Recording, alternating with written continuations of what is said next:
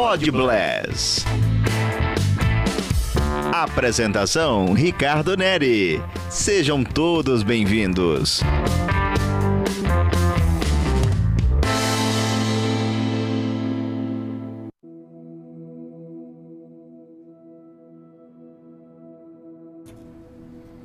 Bom dia, bom dia, bom dia. A paz do Senhor Jesus. Estamos começando mais um Pod Bless para honra e glória do nosso Senhor Jesus. Estou feliz hoje. A gente vai ter uma festa aqui na casa.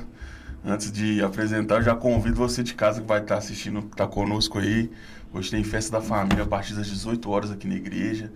Vai ser um momento excepcional. Conto com a presença de todos vocês. Estou muito feliz. No último podcast a gente recebeu o pastor Jefferson, né, ali da Amigos de Deus, um pastor que nasceu aqui na casa, né, ele começou a caminhada dele aqui e tal, passou pelo nosso ministério, iniciou a caminhada dele aqui, hoje está lá na Amigos de Deus, uma igreja aqui próximo, né, e está rompendo em fé lá, tomando conta dos jovens. Um grande abraço, pastor Jefferson, muito obrigado por ter comparecido aqui conosco. E hoje eu estou muito feliz de estar recebendo esse pastor aqui, que eu já tinha visto há um longo tempo atrás. Eu tive em uma, se não me engano, foi uma conferência. Imersão. Que chamava Imersão, né? Isso, da Aliança Eterna. E eu tive lá, foi no prédio do Durval de Barros. E aí, na ocasião, o pastor Alex, ele ministrou lá, né? E aí, posteriormente isso, eu nunca mais o vi, até que ele veio pregar aqui na nossa igreja, na nossa campanha, né, de Hora de Decisões. Ele teve aqui, se não me engano, no terceiro elo. Foi o terceiro? Não foi? O terceiro ou quarto elo, isso. Ele teve aqui pregando e aí a gente conseguiu alinhar aí a agenda e estamos trazendo ele aqui hoje. Eu estou muito feliz, muito honrado de receber o senhor aqui. Muito obrigado pelo interesse, pela disponibilidade. A gente sabe como que é o corre-corre de pastores, né? Sempre a loucura, correria de tudo quanto é lado. Agradeço muito a sua presença. Seja muito bem-vindo, pastor. Muito obrigado. Eu que agradeço aí a oportunidade, né? Deus abençoe vocês. E eu creio que tudo que vai ser falado aqui hoje é para a edificação da em nome de palavra Jesus, do Senhor. não tenho dúvida disso. Então, pastor, sempre que eu recebo alguém aqui, a gente sempre começa pelo começo, sabe? Queria saber um pouco da história do senhor, de onde você vem, da sua família, da sua primeira infância mesmo, como foi esse período na sua vida. Vamos começar do começo? Sim, isso mesmo. Então vamos lá. Eu sou natural de São Paulo, né? Mas na verdade, com 4 anos, a gente fixou aqui em Belo Horizonte. A minha mãe é natural do Espírito Santo, meu Sim. pai de São Paulo também. Não, mas natural do Espírito Santo, você sabe que é natural mineira, né? Praticamente, né? Tá puxando bem. E eles vieram para cá, para Belo Horizonte, minha mãe, né? Com a família dela, veio para cá, para Belo Horizonte, quando ela tinha 11 anos, né? E a história do meu pai vem da Segunda Guerra Mundial, né? Que são alemães, né? Os avós vieram, né? E tiveram filhos aqui. De imigrantes? Família de imigrantes? Eu sou terceira geração de alemães. Olha, que sensacional, pastor. Aí nós estamos Que aí. legal, cara. Tudo por causa da Segunda Guerra, né? Um terror que foi na terra, né, mano? E eles vieram no fundo do navio, né? Vieram escondidos, né? Cara, que loucura isso, né, pastor? Que loucura, né? E por aí, conta de um querer de uma pessoa, o tanto de gente que morreu, né? Porque existe uma questão muito interessante nessa questão do Hitler, né? Eles acham que todos os alemães eram a favor do Hitler, não era bem assim, não. Né? Ele chegou, ele impôs... foi uma ditadura, né? Ditadura, não foi uma coisa que foi escolhida pelo povo todo alemão. Tanto assim foi uma ditadura. Eles espalharam, né? Espalharam no mundo inteiro. Então, a família Tietke mesmo, ela praticamente veio boa parte para o Brasil, uma parte ficou na Europa, outra nos Estados Unidos. Sim. Né? Na época. Então quando eles vieram, aí eles tiveram os filhos, né?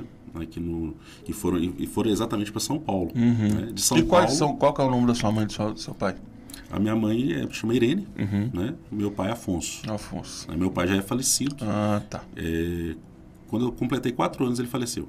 Nossa, morreu quando você era bem novinho. A minha mãe tinha Você um não sonho. tem lembrança dele assim, não, né? Pouco, é Né? só uns flashes, Aham. né?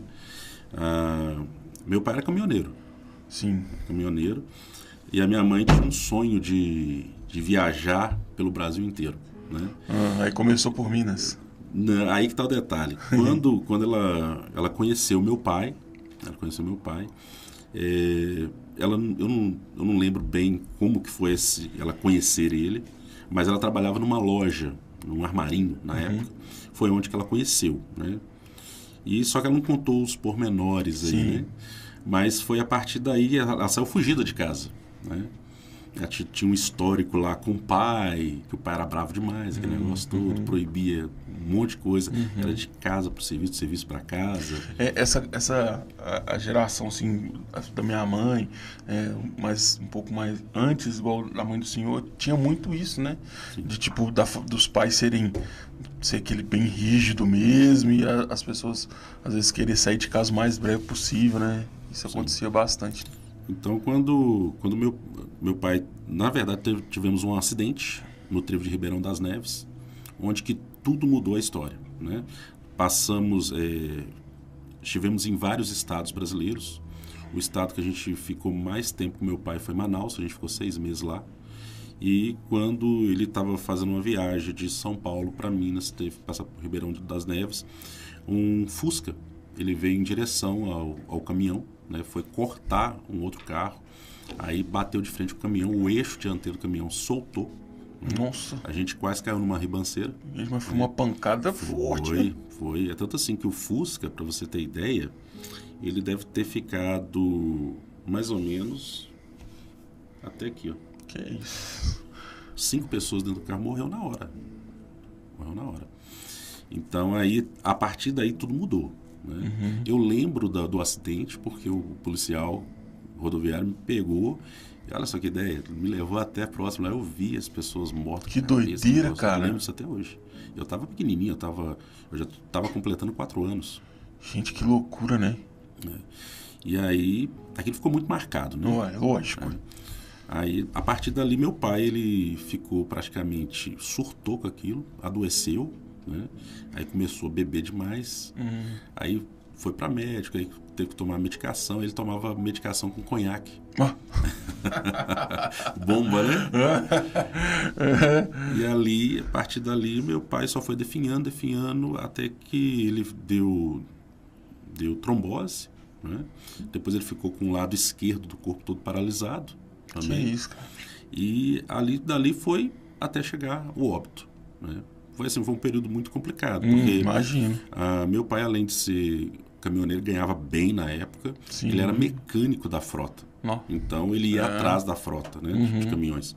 Trabalhou em várias empresas, né, desde os 18 anos trabalhando com caminhão. E a família do senhor era só o senhor ou de filho? Eu tenho um irmão. Tem um irmão. Tenho um irmão. Ele é mais novinho aí. E aí ele veio a óbito. Só que a gente tinha tudo. Aí a gente tinha uma vida, assim, maravilhosa. E a gente passa a não ter nada. Aí a dificuldade bateu na porta. Minha mãe não tinha profissão, né? Sim, que era dona de casa, Dona né? de casa, aí teve que começar a fazer faxina, lavar roupa pra fora e tal. E aí deu entrada na questão da pensão do meu pai, que ela recebe até hoje por direito garantido, né? Que acabaria com 18 anos, quando o mais novo completasse 18, encerraria. Só que daí a lei mudou e passou a ser direito garantido, por isso que ela tem até hoje, né? Que bom, né? Isso foi bom. Menos mal, né? Assim. Então, de lá pra cá, a vida da gente mudou. Né? Mudou por completo e ficou uma vida assim bem mais sofrida. Sim. Né? É que sua mãe saiu de casa, igual o senhor comentou, né? Meio que fugida, vamos dizer assim. E aí ela apostou, tipo, a vida dela toda junto com o seu pai, né? No caso, né? Que ia construir a família e tudo mais. E aí ele acaba falecendo e ela se sentiu meio que sozinha, né? Como é que foi esse período? Ela voltou atrás dos pais? Ou vocês ficaram por aqui mesmo? Na verdade, ela quis ficar próximo dos parentes, né? Mas não voltou para dentro da casa, daí alugou. Na verdade, a gente sempre morou de aluguel, desde quando da época do meu pai. Como mudava muito, então não tinha casa própria. Foi um erro do meu pai. Né? Meu pai não deixou uma casa ele falava o própria seguinte, pra vocês, né? o que eu consigo hoje, eu consigo amanhã. Uhum. Mas ele achava que ele era eterno. Sim. Né? A falta de conhecimento, né? Faz muitas pessoas viverem assim, achando que nunca vão morrer. Né? E aí meu pai ele não pensou direito na questão da família. Então é algo assim que hoje eu tenho essa preocupação. Sim. E estou lutando para que tudo seja perfeito para os meus filhos quando eu for partir. Né? E tem gente, quando a gente fala de morte, né? Eu gosto muito de falar sobre a questão da morte com a igreja. E o pessoal fica assim, fala assim, que conversa mais ruim, pastor. Mas é uma coisa que a gente já nasce sabendo que vai acontecer, Sim. né, pastor? E a gente nunca, como o senhor disse, assim, eu acho que é um tema que é muito relevante ser tocado mesmo, porque a grande maioria das pessoas nunca está preparado para ela, para a morte de ninguém, né, da família. Mesmo quando às vezes você tem uma pessoa ali, um parente, um amigo, um parente mais próximo que tá assim passando uma situação difícil no hospital e tal, você nunca tá pronto para aquela pessoa, nunca mais eu vou ver aquela pessoa, ela vai embora, você nunca tá preparado para isso. E o interessante da questão da morte, eu lembro, tava com 4 anos, meu pai morreu dentro de casa. Uma loucura, né? E a gente né? e a forma como que morreu, né? Foi bem triste. Por quê? Imagina só uma pessoa que tem dinheiro, que tem tudo, que pode comprar tudo que o dinheiro pode pagar, né? Ter aquele luxo, aquele negócio todo, e morrer num barracãozinho de um cômodo, ruim, com um banheirinho do lado de fora. Você imagina a frustração? É difícil, né? Então, meu pai também, ele morreu assim, bem desgostoso também, né? Pela situação em si. E ele morreu com o olho aberto, olhando para minha mãe, o negócio todo. Eu lembro, estava do lado, eu vi. Aí ela estava sentada, ela começou a chorar. Aí eu falei assim, mãe, acorda o pai. Ela falou assim, seu pai morreu. Né? Pesadíssimo, né? E aí eu olhando assim, meu pai olhando, eu falei assim, mas como o pai morreu, ele está olhando? Né? Ela falou assim, pega o bico lá do seu irmão do outro lado. Quando ela falou, morreu, eu não queria nem pegar, nem chegar perto dele mais. Né? Com 4 anos. Então aquilo ficou marcado. Eu lembro, igual você falou sobre a questão do rosto. Eu lembro do rosto dele morto na cama. Okay. O restante eu não lembro, né? Ficou mais flashes, né? Dele vivo e tal. São coisas raras, assim, de flashes mesmo. Então, tipo assim, são coisas que ficaram marcadas. Né? Sim. E aí começa a história. Os familiares da minha mãe, uma parte deu apoio, outra parte virou as costas. E teve gente, ela nunca chegou a falar quem foi, né? Mas ela falou assim, ó, teve parente nossos que falou que era para dar você e seu irmão para os outros, que eu não ia dar conta. Infelizmente, assim, né, pastor? A família é uma coisa que é um ministério que Deus instituiu, né? E tudo, mas é sempre muito complexo, né? Sim. Porque tem várias pessoas ali, com cada um com um pensamento diferente, às vezes a fé não caminha junto ali, né? E aí as pessoas agem de acordo com o que acham correto, né? E isso gera muitos entraves, né? Sim. Como esse, por exemplo, que o senhor acabou de dizer, né? Então, eu acredito que não deve ter sido fácil para a mãe do senhor, não, né? Não, foi complicado. Como eu era maior, né? Maior assim, né? 4 anos. Eu fui vivendo tudo isso. Meu irmão, eu tinha 1 ano e 8 meses quando meu pai faleceu. Nenenzinho total, né? Então, eu fui vivendo isso tudo com a minha mãe.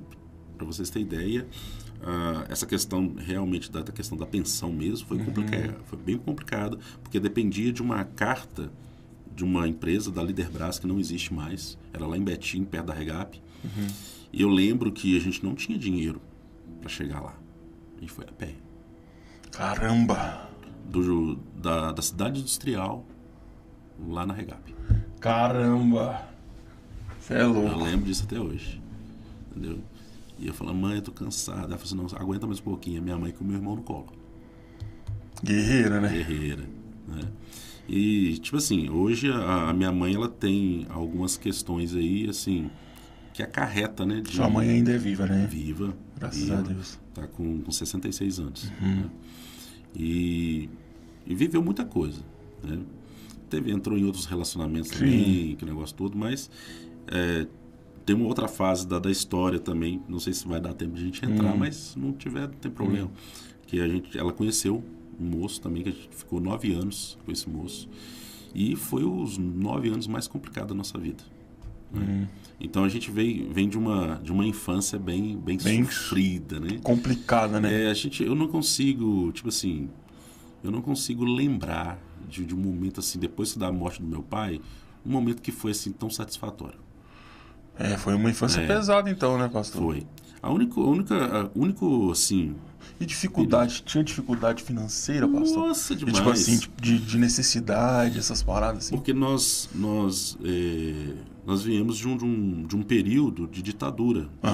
Né? Fala ditadura, mas na verdade não foi bem assim, né? Hoje eu conheço bem a história, eu sei que não foi bem assim. Mas, depois da ditadura, por assim dizer, né? Eu vi a primeira eleição para presidente, né? Foi com o Tancredo Neves, né? Você tá rindo de mim, né? Não, cara. Antigo, né? Não. Antigo. Eu também não tô desse novo, não, jeito, pastor. Não, brincadeira. Mas Tancredo Neves, aí eu vi a questão lá tomou tiro, que negócio todo, aí veio Sarney, assumiu no lugar, né? Que negócio todo. E foi um período muito complicado. A inflação, ela estava muito mais alta do que hoje. De manhã era uma, de tarde era outra. Exatamente. Você chegava, se um pacote de arroz hoje, vamos botar 26, 30 reais... Amanhã estava 50. Tava dobrado, um negócio muito louco, né? É loucura isso, né? E aí a revolta dos produtores jogando, queimando produções lá, que negócio todo, muito, muito assim, muito triste. E tinha que pagar aluguel, tinha que alimentar os filhos, tinha que se alimentar para poder trabalhar, tinha que pagar para os outros cuidar da gente, para as outras pessoas cuidar da gente. Aí tem a questão de escola, estudo, criança, já sabe nesse período ainda a gente não estava na escola ainda não, né? Ainda estava muito recente ainda, né? E aí foi levando, né? E aí ela conseguiu receber a pensão, e aí a partir daí começou a pegar trabalhos fora, né? Onde que praticamente ela estourou a vida dela, praticamente a saúde, aquele negócio todo, desses trabalhos mais forçados, com muita química, aquele negócio todo e tal. E aí a gente vem dentro desse negócio. Só que aluguel sempre foi caro. Né? E é um dinheiro que a gente nunca mais vê, né, pastor? Assim, eu já morei de aluguel também, e é um dinheiro que você pagou, você já está devendo de novo. E nunca mais você vê aquele dinheiro. É triste. E o interessante aí é que a gente tinha uma casa mobiliada em São Paulo, mas ela não tinha dinheiro para trazer para Belo Horizonte. Mobília. Não tinha. Então a gente não tinha nada. A gente entrou para dentro de um imóvel praticamente zerado. E aí conseguiu doação, né? Ali de um colchão, de um fogão, que negócio todo. E a partir dali, com um pouquinho, ela foi conquistando. Sim. Os móveis ali, do jeito que ela queria e tal. E eu lembro que levou assim, mais de um ano para a gente conseguir reerguer em questão de mobília, né? De utensílios para casa. Então, assim, aí você pode analisar que o negócio foi... É difícil, né? E aí E ela sempre falava uma coisa comigo e com meu irmão. A gente foi tomando consciência e ela falava assim, ó, vocês têm que ajudar em casa. Né? Então, eu estou trabalhando, vocês têm que arrumar a casa. Sim, né? Era 2 meninos, não tinha a irmã. Né? Então, a gente aprendeu tudo. Né? Faxina, fazer comida, lavar roupa. Então, ela ensinou isso. Aí ela falava assim, ó, vai chegar um momento que eu não estarei com vocês também. Sim. Né? Então, ela preparou a gente para o mundo. Isso é bom, né, pastor? Porque, assim, hoje, infelizmente... Até hoje mesmo, a gente vê muitos homens mesmo que não sabem fazer fritar um ovo, cara. Isso é verdade. Não sabe fritar um ovo porque a mãe nunca deixou o cara fazer, né? E aí, eu às vezes, conversando assim com minha namorada, a gente fala assim, velho, eu fico impressionado, cara. E como é que vai ser, mano? Ele vai ter que arrumar uma outra mãe, velho. Essa pessoa vai ter que arrumar outra mãe pra cuidar dele, fazer tudo pra ele, entregar tudo na mão dele. Isso não existe mais hoje. Não existe. Aí só que a questão é a seguinte, o que a gente vê de problema hoje? Nós estamos falando dentro da questão da atualidade, né? O que a gente vê. Isso dentro de igreja mesmo, né? Os pais tratam os filhos como príncipes e princesas. Dá tudo na mão, na hora que quer, né? Assim. Entendeu? A gente foi formado na raça. Né? Você não tinha que querer. Você tinha que ir lá e fazer. E isso foi muito bom. Né? Isso foi muito bom porque se nós somos o que somos hoje, a nossa geração né, é uma geração forte. E você pode perceber que a geração de hoje é uma geração dodói. É uma mais... Você tem que tomar cuidado com o que fala. Né? Você não pode chamar atenção. Né? Que daí fica... Aí o bullying agora... bullying. Na época não tinha nada de bullying, mano. Não tinha isso, não, né? Não existe isso. Eu sofri bullying demais e eu também. tô vivo. Eu também tô aí, firmão. Não traumatizei, não. Então é um negócio assim, muito interessante, porque a gente percebe que a criação dos pais manda muito... A influência total, né? Na sua formação. Sim, sem né? dúvida. Então, a minha mãe, a gente, mesmo fora do contexto evangélico, cristão, né? A minha mãe sempre ensinou o que era certo e o que era errado. Né? Ela falou assim, vocês têm que saber o que é certo e o que é errado. Então, a gente sempre trabalhou em cima disso. Sim. Né? E aí ela falava, você tem que respeitar as pessoas, os mais velhos e por aí fora. A gente foi trabalhando, foi caminhando em cima disso. Porque, na realidade, se você for analisar hoje, né, a gente tinha um costume, que a gente leva isso, eu ensino isso para as minhas filhas, meu irmão para os filhos dele. Uma criança, ela chega, ela passa correndo perto de você, ela não te cumprimenta. Não. Tem que ter educação, né? Aí chegou, cumprimenta todo mundo. Exatamente. Né? Então, a gente trouxe isso, né? Um adolescente, ele chega a gente está conversando aqui, se chega onde eu tô. Chega, senta ali, fica ali. Senta e fica olhando para casa da gente, ou então fica mexendo no celular. Entendeu? Não tem aquele negócio assim, e aí, bom beleza, dia, boa tarde, boa noite, tudo bem e tal. E se a gente chegasse a fazer isso, tivesse visita em casa, a gente não cumprimentasse, era uma surra. Depois tinha um papo mais aproximado, né? Você tá sendo até um pouquinho mais bondoso, né? Mas foi assim, a vara foi muito bom. Eu aprontava, tá? Então, aí eu queria chegar nessa parte aí, pastor, porque assim, o senhor teve vamos dizer que foi um trauma, né? Logo, muito bebê, criancinha ainda, teve esse trauma todo e tal. E como é que...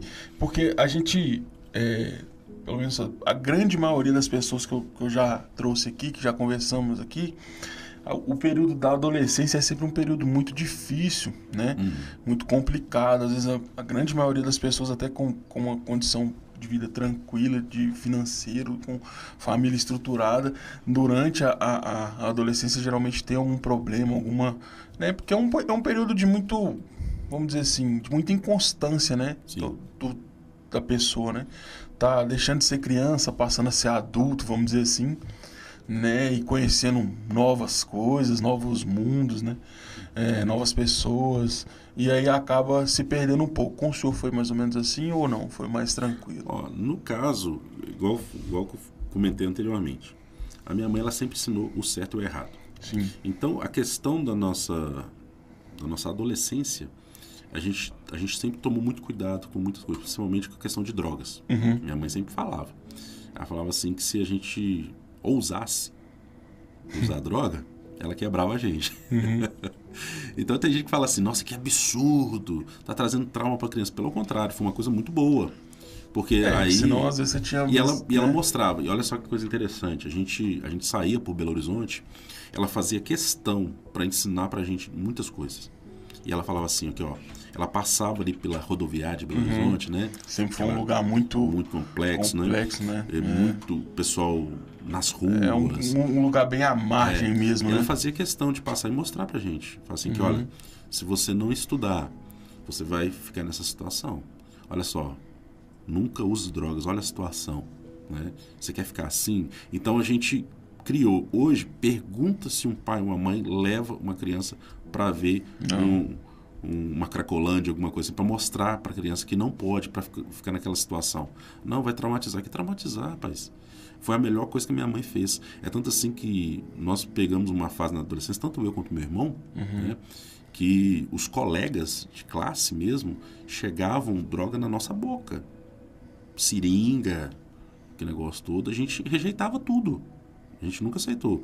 A única coisa que eu acabei entrando, né, nesse período de adolescência foi fumar e bebida. Né? Então, porque olha só coisa interessante. Mas por que eu entrei nisso?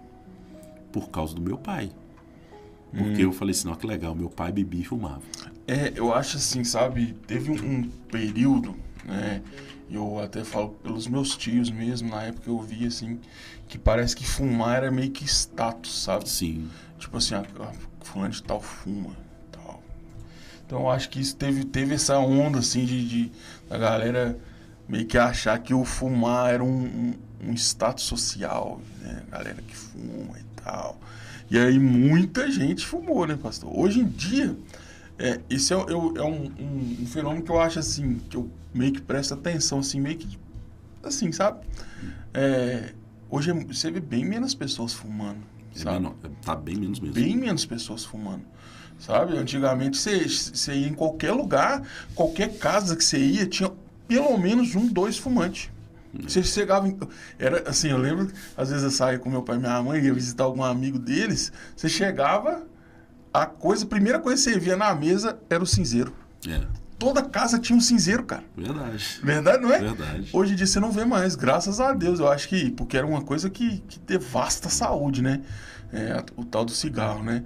Mas eu acho que teve um período que teve esse fenômeno aí de que fumar era um status e era legal, né? E essa questão de fumar, eu fumava muito. Era no mínimo 2 maços por dia. Você tá maluco? Era muito cigarro, pastor. Muito. E aí o que eu fazia para disfarçar? Usava o perfume mais forte. Não, pastor, mas você fumava era quase um em cima do outro. 40 cigarros por dia? Trabalhando, eu já comecei a trabalhar na adolescência. Então, trabalhando, e ali ia puxando um depois do outro, né? E aí comprava aquelas balas mentoladas, que são mais fortes também, para disfarçar, porque a minha mãe não podia saber, né? E o negócio e foi levando, entendeu?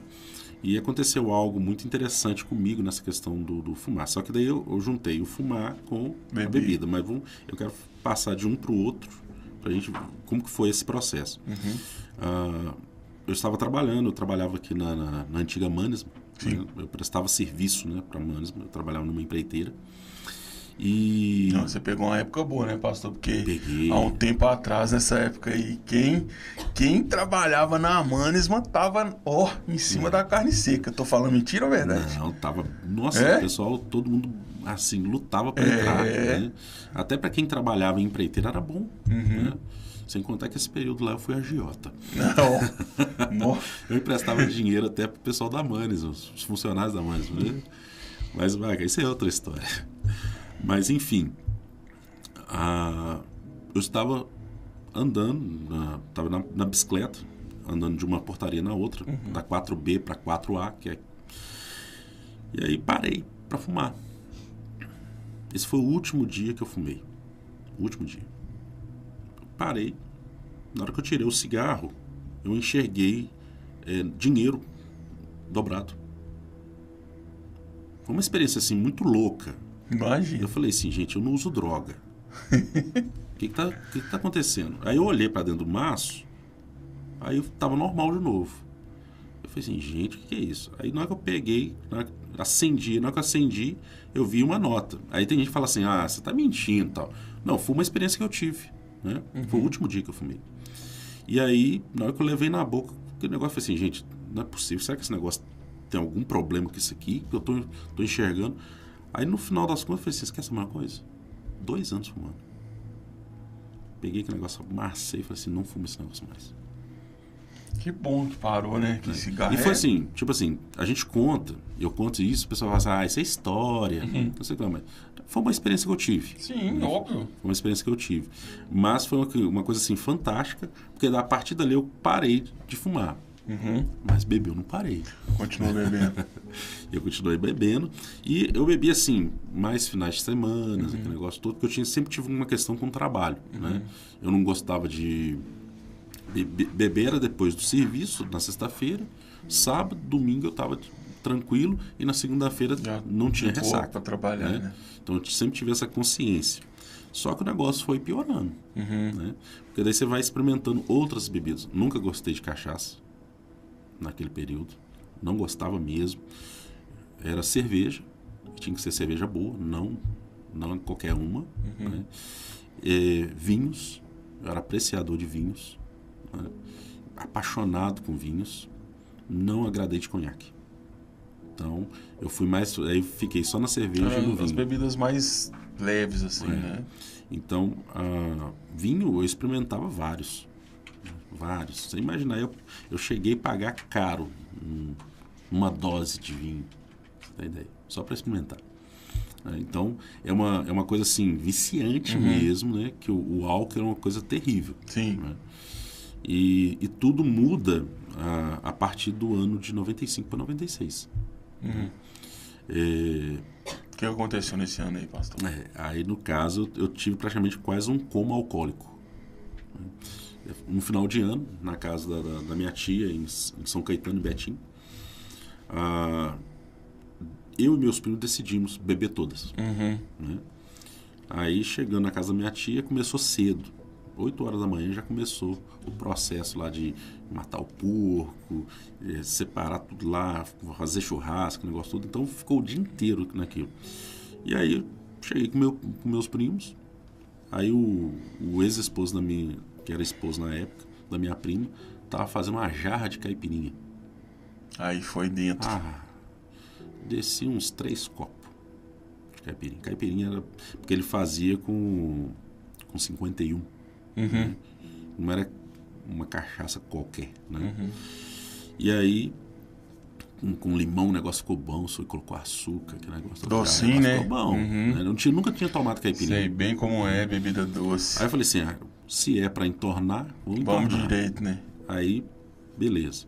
Aí saímos. Aí meu primo tá assim, a gente nunca tomou cachaça. Meus outros 2 primos nunca foi tipo beber, mas nesse dia decidiram, né? Foi uma questão do desafio. Aí passamos num bar. Pedi uma cachaça lá, falei assim, não, eu não gosto desse negócio. Na hora que eu tomei, falei assim, não dá. Aí eu falei assim, me dá uma cerveja pra tirar esse gosto. Aí tomei uma cerveja. 1 hora depois a gente foi jogar bola. Rapaz, eu tava enxergando 3 bolas. Não, que loucura, mano. O negócio já tinha subido rápido demais, né? E aí nós saímos, voltamos, chegamos lá, almoçamos, melhorou, porque o estômago encheu, então melhorou, né? E ali começou a beber. Era cerveja, aí entrou vinho, e foi misturando aquele negócio todo e tal. Quando deu a noite, que é aí que o negócio pegou. Aí comecei a passar mal, aí já estava vendo só flash, né? Olhar para as pessoas. Tava pagando assim. Já, né? Quando a pessoa ela fala que não lembra de nada, eu vou falar assim, sem medo de mentir, porque eu cheguei a um ponto bem alto na questão de beber muito. Você lembra sim, você lembra em flashes, mas você lembra das coisas erradas que você fez, do que você falou, né? Então, eu olhava assim, eu vi, depois parece que o negócio apagava, mas eu escutava tudo, né? A minha tia falando, bebeu demais, que negócio todo. Aí foi onde que eu comecei a vomitar muito. O pastor tá em um trem que é ruim demais, né? Nossa, eu falo que eu já bebia também, né? E quando você bebe, você fica chapado, é ruim demais, gente.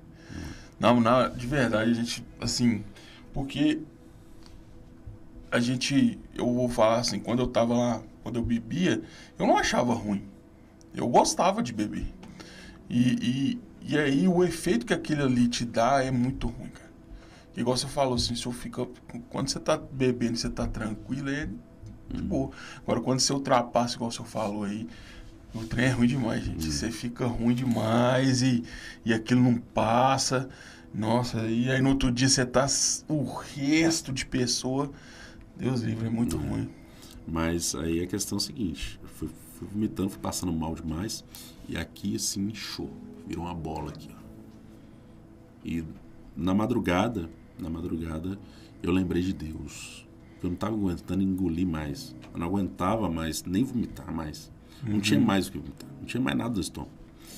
E naquela madrugada do dia 1º de 1996, eu lembrei de Deus.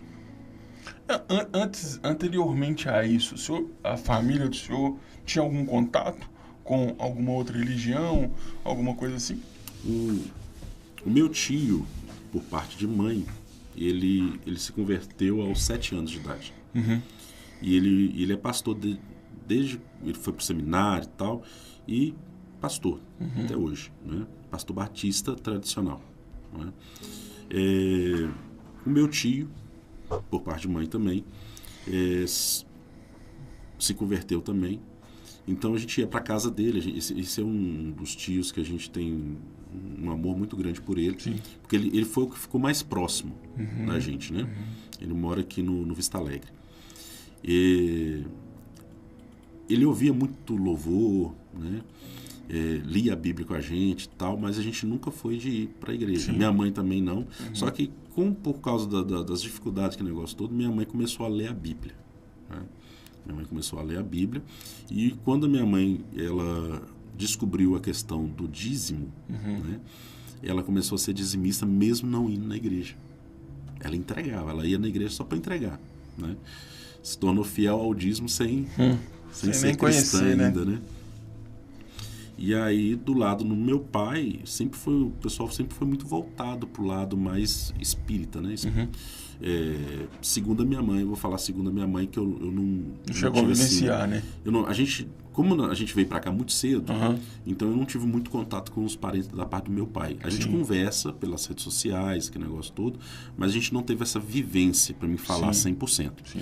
Segundo a minha mãe, né, o meu avô, pai do meu pai, ele era maçônico, ok? Meu pai vinha dentro, era um maçônico relaxado. Sim. Dizia que era, mas o maçônico é maçônico, nunca vai falar que é maçônico, né? E, no caso, diz que a minha avó era do círculo esotérico, né? E o restante da família sempre muito voltado para essa questão do espiritismo e por aí afora. Então, a gente tem essa questão da espiritualidade dentro da questão da família, né? E eu sempre tive um sentido a mais dentro dessa área da espiritualidade. Mas a gente sempre ouvia histórias. E minha mãe começou a ler na Bíblia, né? Então ela iniciou a Bíblia com a gente em Gênesis, e depois foi passando e a gente foi ouvindo, né? Mas mal a gente ia para a igreja. Sim. Aí a gente chegou... Eu lembro que foi poucas as vezes que a gente chegou a ir na igreja com a minha mãe, quando a gente estava criança ainda, né? Mas então o primeiro auê que você deu assim com Deus foi nesse dia aí? Foi, porque daí eu lembrei, naquele momento que eu achei que eu ia morrer. Né? Isso aqui não desinchava, eu não conseguia engolir nem água. Né? Tapou tudo. E aí, deitado no chão, frio, né? Só tinha a minha tia estendeu lá jornal pra gente, porque a gente o tempo inteiro estava passando mal, vomitando aquele negócio todo. Tanto eu quanto o meu outro primo, né? O filho dela não, ele ficou tranquilo. Eu lembrei de Deus. Eu falei assim, aí vai ficar parecendo que é conversa de tonto, né? Eu falei assim, se o Senhor existe mesmo... gente, geralmente, isso é uma coisa que acontece muito. Eu não vou dizer que parece conversa de tonto, não. Que geralmente a primeira coisa que a gente faz quando a gente lembra de Deus é questionar. Se você é isso mesmo, você resolve a minha situação aqui, seja ela qual for, né? Eu falei, se o Senhor existe e me tirar dessa, nunca mais eu coloco uma gota de álcool na boca. Aí eu apaguei, dormi. Quando deu 7 horas da manhã, porque eu sei que era 7 horas, porque eu acordei e eu perguntei quantas horas que era. A minha tia falou assim, 7 horas. E nisso chegou uma amiga da minha tia que trabalhava no hospital em Betim. Ela olhou assim, o que aconteceu com os meninos? Beberam muito. Ela falou assim... Aí ela olhou e falou assim, nossa, tá inchado, né? Tem leite aí? Morna um leite aí e traz pra mim. Aí fez um copão de leite pra mim, pro meu primo. Foi lá e colocou uma pitada de sal. Falou assim, é o que a gente faz lá no hospital, quando chega nesse estado aí. Ela falou assim, daqui a 1 hora eles vão estar comendo. Pode preparar a comida que eles vão comer. 1 hora depois a gente tava comendo. Tomamos aquele leite com sal. O negócio deu uma aliviada, desinchou. entendeu? Quando desinchou, aí eu lembrei do que eu falei de madrugada. Né? Eu falei assim, nossa. E eu guardei pra mim. Aí, muito envergonhado, né? Todo mundo olhando para os parentes e tal. A tia, esses beberam e tal. Tolou a carroça, né? Aí fui lá, aí limpei o quartinho onde que ela colocou a gente e tal. Aí fui muito pensativo para casa. Porque todo final de semana, olha só, quando o diabo ele age, é coisa terrível. Todo final de semana eu tinha churrasco para ir com os amigos. E eu não tinha amizade com adolescentes. Eu tinha amizade com adultos já casados. Então, era o único solteiro no meio de casados. Né? Sempre gostei muito de música. Né? Então, eu vivia no meio desse povo. Né? Sim. Então, a gente tinha várias histórias. Então, ali eu fui... Praticamente eu falo o seguinte. Tive um período de adolescência, assim, bem diferente do que os a grande maioria, né? Isso. Então, a partir dali... Eu decidi, no dia primeiro ali, quando eu fui embora para casa, eu fui pensativo. Eu não sabia o que fazer. Eu não sabia como iniciar, não sabia nem como ir para uma igreja, aquele negócio todo. E eu fiquei pensativo. Eu falei assim, se o Senhor mandou o recurso, aquela mulher, né, para trazer aquele recurso, para melhorar, e agora o que eu faço? O que eu faço, Senhor? E aí eu fiquei de janeiro até o dia 26 de maio de 96, perguntando, assim, ia sentindo um vazio, uma coisa estranha. O pessoal me convidando para ir para o churrasco, eu não ia. Eu disse, não vou mais não. Decidi, não vou beber mais. Que isso? Para com isso e tal. Só porque você passou mal. Eu falei assim, não, você não está entendendo. Eu fiz uma promessa para Deus. E eles falaram assim, para com isso é só agora. Né? Eu falei assim, não, eu sempre fui muito decidido nas minhas palavras. Né? E aí, quando a gente mudou para o bairro Milionários, dentro dessa dúvida, como que fazia aquele negócio todo, estava chovendo. Nesse dia estava chovendo, caindo uma chuva. E aí depois uma chuva forte caiu, depois afinou, e era 4 horas da tarde, no dia 26.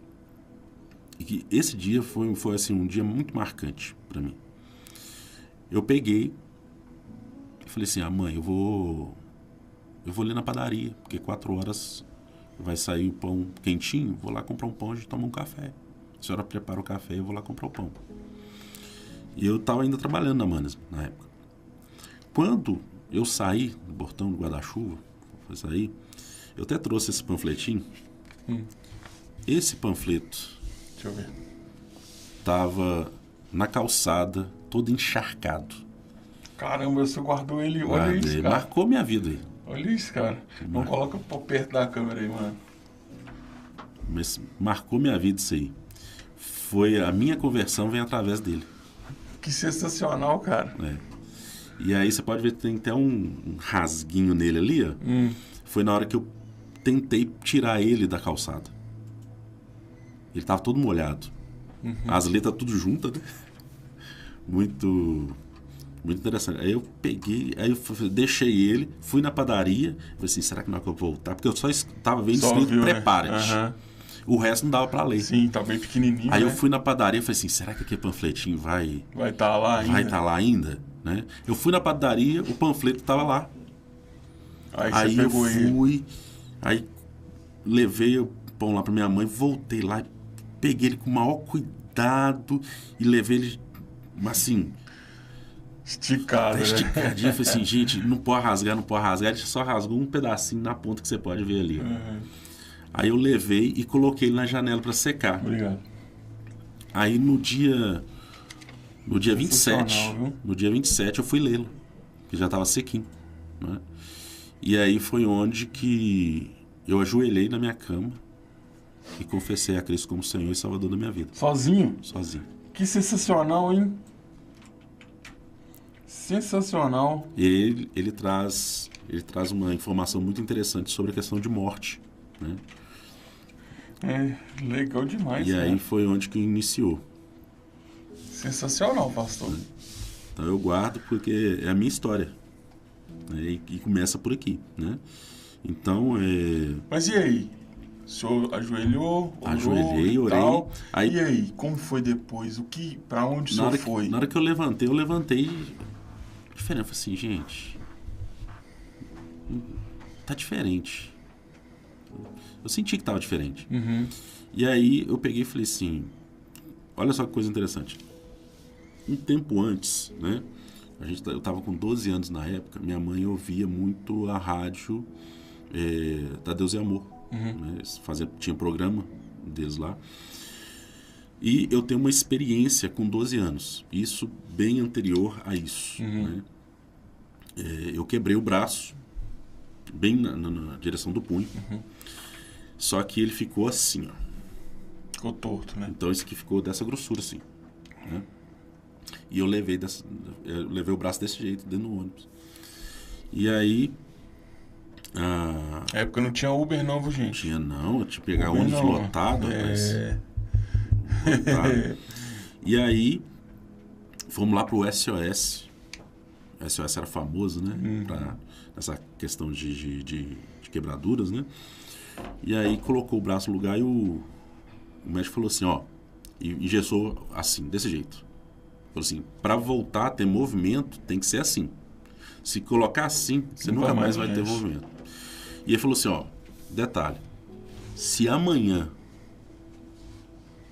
os seus dedos ficarem inchados e roxos, vai ter que amputar a sua mão.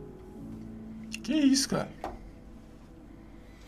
Foi a minha primeira experiência aos 12 anos de oração. E aí, minha mãe ouvia muito o rádio, David Miranda, eles colocavam lá aquela gravação do David Miranda orando, copo de água em cima do rádio e tal. Sem conhecimento nenhum, quando eu acordo no dia seguinte, meus dedos tudo inchado no gesso, doendo. Eu falei assim, mãe, comecei a gritar minha mãe, o que foi? Aí ela olhou, meus dedos tudo inchados. Ela saiu correndo pra arrumar, foi tomar um banho, porque ela ia levar. E aí eu liguei o rádio. Aí na hora que eu liguei o rádio, o pastor lá falou assim, coloca um copo de água em cima do rádio. Não tinha o que fazer, eu não tinha, eu falei assim, vou colocar esse negócio aqui. Aí, o que você tiver de pedir para Deus, pede agora. Eu ajoelhei ali, com 12 anos, não sabia nada, né? E aí, na hora que terminou, ele falou assim, agora você pode tomar água ou passar ela em alguma parte do seu corpo, que tiver uma enfermidade e tal. Eu peguei aquilo lá, tomei um pouquinho d'água e derramei sobre os meus dedos. Instantaneamente, os dedos voltaram ao normal. Que doideira, né, velho? Sabe, pastor, assim, quando a gente, falo por mim, tá? Quando a gente é do mundo e tal, a gente ouve essas coisas assim, a gente desacredita, cara. E ali foi a minha primeira experiência. A minha mãe, ela começou a chorar. Eu comecei a chorar também. Falei, mãe, acabou. Não precisa de mim mais. E aí toda vez que eu olho para minha mão, você lembra? Eu lembro que é uma experiência de fé. Sim. Né? É só quem vive que entende o que a gente está falando, né? Então a minha mão seria amputada, né? Então tá aqui, ó. Eu olho para ela e glorifico ao Senhor, né? Então são coisas assim maravilhosas que vem acontecendo. E aquele negócio, igual eu estou falando, quem vive, né? Pode qualquer pessoa duvidar, né? Mas você viveu. Não tem jeito. É outro nível, né? Fala assim, não era assim, não ia desinchar mesmo. Não ia. O negócio só estava inchando e ia apertando no gesso, né? Então foi assim, uma experiência fantástica, né? Sim. Mas, voltando, né? Aí, no caso, aí eu lembrei da Deus e Amor. Da Deus e Amor. E aí eu fui para Deus e Amor. Né? Fui para Deus e Amor. E aconteceu algo, assim, muito interessante. Eu nunca cheguei a ir na sede. Olha só. E eu fiquei dentro da Deus e Amor no Milionários. Né? E aí, fiquei lá praticamente um mês no Deus e Amor. Só que aconteceu um fato lá ao qual eles iam participar de uma conferência na sede. Eu falei assim, nossa, eu nunca fui na sede. Eu falei assim, legal, vou participar da sede. Vou lá para participar dessa conferência. Aí tinha uma vizinha minha, que a gente ia junto, né, para a igreja. Aí eu falei assim, gente, pode colocar meu nome aí que eu vou também. Ela pegou assim, ficou meio sem jeito. Ela falou assim, eu não sei como que eu te falo. Eu falei assim, o que foi? Nessa conferência, só pode ir quem é batizado no Espírito. E você ainda nem falar em língua se você fala. Aquilo foi um baque para mim. Uhum. Imagino. Né? E eu já li a Bíblia. Desde o momento que eu achei o panfletinho, eu comecei lendo a Bíblia. Uhum. Eu li a Bíblia toda. Né? E eu falei com ela, falei assim, mas eu não vejo base nenhuma para isso. Né? Ela falou assim, não, mas é assim que funciona, você nem batizado e como que você vai, que negócio todo, porque o que vai acontecer lá é para quem já é batizado, quem fala em línguas e tal, e no seu caso não tem como você ir. Isso foi ela que falou, eu nem procurei o dirigente da congregação para perguntar, eu perguntei para ela e foi ela que falou. Então, o que eu quero deixar bem claro aqui, que na fala dela, por isso que eu falo que a gente tem que tomar muito cuidado de procurar pessoas dentro da igreja para perguntar as coisas. A gente tem que perguntar para o pastor da igreja. Né? E eu não procurei o pastor naquele dia, o dirigente. Não pastor não, o dirigente, né? Que era naquela época. Eu não perguntei para o dirigente. Só que daí eu fiquei chateado com aquilo. Sim. Eu fui embora, falei assim, não volto nessa igreja mais. Aí eu lembrei do meu tio, pastor Batista, falei assim, eu sei que tem uma igreja batista lá perto do Júlio Kubitschek, então eu vou para ela. Que era a primeira igreja batista Milionários, pastor Adiel. E lá eu fiquei 19 anos. Né? Cheguei lá, pedi para conversar com ele, falei que eu queria batizar. Ele falou assim, já? Eu falei assim, não, eu quero entrar para a classe de batismo aí, quero batizar, o negócio todo. E esse ministério, eu fui batizado lá no dia 29 de setembro de 1996, entrei para o Ministério de Louvor, fiquei 15 anos, de 15 a 16 anos mais ou menos, praticamente 16 anos, no Ministério de Louvor, né? Líder de célula, multipliquei, dentro do contexto lá eu contei, foram 13 células que a gente multiplicou porque teve uma transição, né? Fiquei 19 anos, casei lá, né? Minha esposa já era de lá, as minhas filhas foram apresentadas lá também, né? Até que em 2016 a gente saiu do ministério. Sim. Eu quero comentar assim, porque assim, no dia que o senhor pregou aqui, que o senhor ministrou, a gente estava tendo uma cantina do grupo da comunicação e eu não consegui ver a pregação do senhor todinha, por completo, né? E aí eu cheguei na parte que o senhor já estava falando que o senhor, durante um período, foi um crente que o senhor não se orgulhava muito, Sim. Né? E aí eu queria saber o porquê disso. O que acontece? Hoje eu faço algo com a igreja que não foi feito comigo. Né? Que é a questão do cuidado em questão da vida espiritual. Tem água aí ainda? Não, tem aqui. O que acontece? Eu não tô colocando a culpa 100% na igreja, mas a gente tem que ficar atento a isso. Né? Às vezes as pessoas elas se convertem e praticamente elas caem de paraquedas dentro da igreja. E às vezes, muitas das vezes, falta aquela sensibilidade para conhecer a vida da pessoa. Se você não conhece a vida, não tem como você ajudá-la. Né? Às vezes, se você chega na igreja, tem uma escola de capacitação, né? A gente tem um encontro com Deus, a gente tem escola bíblica dominical, as igrejas que tem, né? E você coloca essa pessoa lá e achando que isso vai ser suficiente na vida da pessoa. Mas o que precisa realmente é isso aqui, ó. Um a um. Relacionamento. Então, às vezes a igreja ela vai crescendo, ela vai vivendo determinadas coisas que vai deixando a essência para trás. Se a igreja ela chegou a crescer é porque o que foi iniciado lá atrás tem que continuar mesmo estando grande. Sim. Né?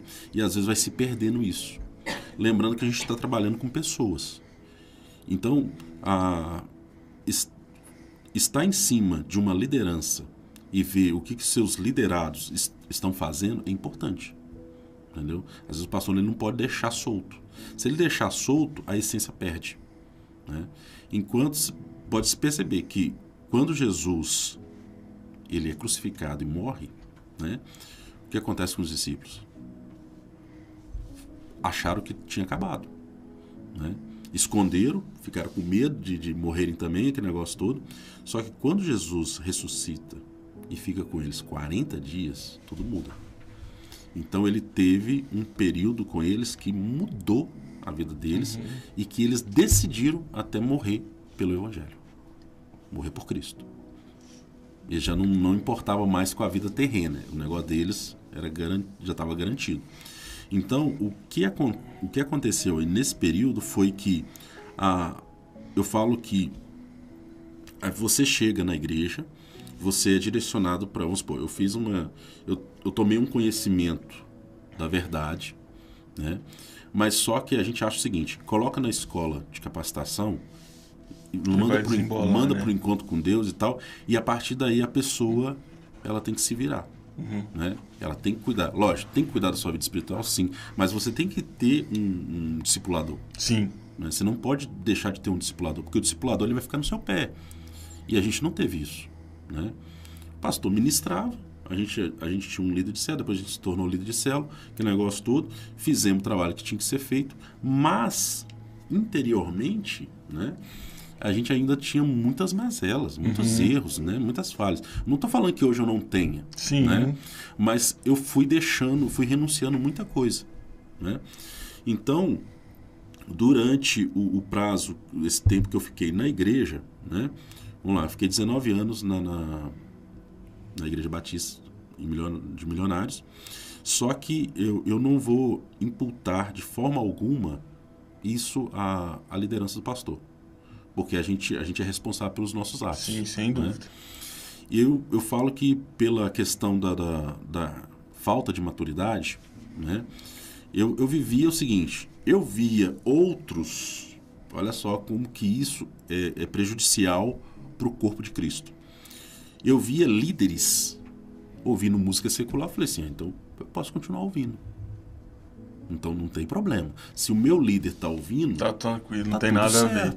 Eu estou falando líder de célula, não o pastor em si, porque o pastor, eu não cheguei a ter tanto acesso à casa dele assim, a gente ia, mas a vivência assim para ver questão de música. Mas quando a gente chegava lá sempre era louvores, né? Mas tinha líderes nossos, tinha irmãos em Cristo que ouvia, tinha irmãos em Cristo que bebia vinho, que negócio todo. E aí você fala assim, poxa... Tá tranquilo, hein? Essa pessoa ministra bem, e essa tá pessoa fazendo canta bem, tá fazendo e tal. Então, aí eu peguei, né, durante esse período eu fiquei assim.